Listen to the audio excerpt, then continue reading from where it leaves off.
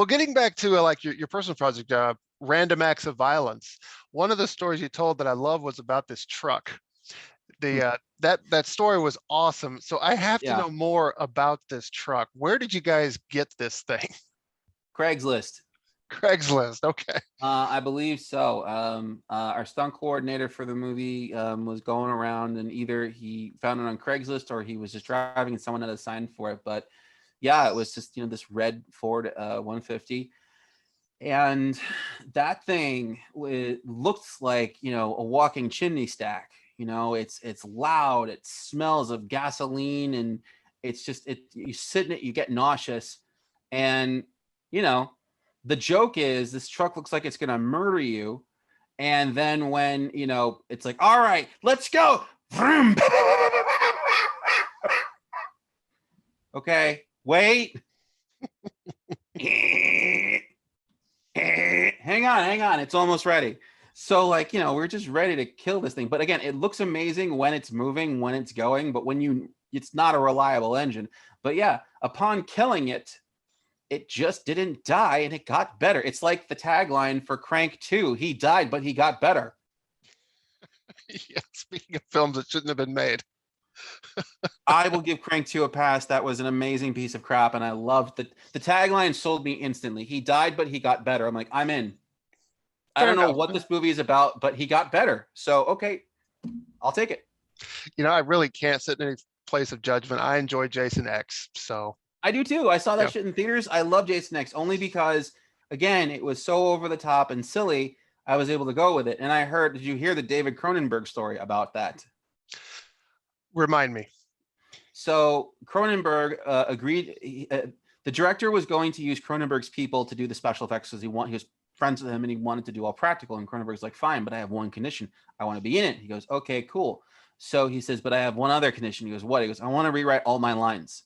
So one of the ADs calls up Todd Farmer and says, hey, just so you know, David Cronenberg is like rewriting all of his characters' lines. He goes, so I'm going to get the credit for it. Good. I've heard parts of that story. Then yeah, because I remember in the commentary he has the line like that. There's a line where someone says, "I want him soft." And Yeah, I want him. yeah, That that's was a Cronenberg's Cronenberg line. line. Yeah, He's like, I don't want him cold. I want him soft. yeah, yeah. I love everything about that movie. One scene in that I think nobody really talks about. They don't talk about Kane Hodder's expressivisms enough as Jason. Like we know all about his movements, which are spectacular when you really compare it to all the previous ones. But there's a shot in there where all you see is his eye looking at the guard watching him, and you can tell he looks over at him and scowls, and you can tell all of that just through the movement of that one eye beneath that mask. And I absolutely agree.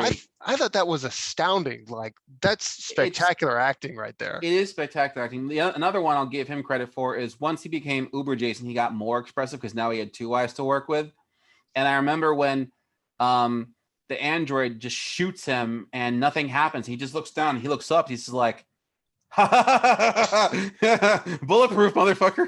And it was just that look on his face where it was like a bit of, I wasn't expecting that. And, oh, yeah, now you're dead. Yeah. You could tell I feel like he had a lot of fun in Definitely. that film. More fun than any of the other ones, I think. Absolutely. And that was, his last ride as Jason, unfortunately. But it's a good way to go, in my opinion. I think Jason X was a good capper to the series as a whole. I didn't think we needed anything else, but we got Freddy versus Jason afterwards, and I was all right with that too. And I was like, all right, let's just leave it. Stop. Don't go any further, guys. I would have liked Freddy versus Jason versus Ash, though. I'm not gonna lie. I absolutely would have as well. I do feel that, unfortunately, studio heads are not capable of coming together. Sam Raimi was very open about trying. And they're like, well, you can't have him kill Freddy and Jason. He's like, why not? He's a hero. The hero is supposed to kill the bad guys. This is not rocket science. And they're still being, very protective over their characters. And it's those kinds of problems that just kill all forms of hope and imagination. It's unfortunate, but yeah. What could have been? We did get some good comics out of it, though. We did. I read those. Those are fine. I considered putting Ash, but I never was able to find a good enough Ash guy. And by the time I stumbled across a decent Ash guy, I was already, over it. So it is what it is. Yeah, fair enough.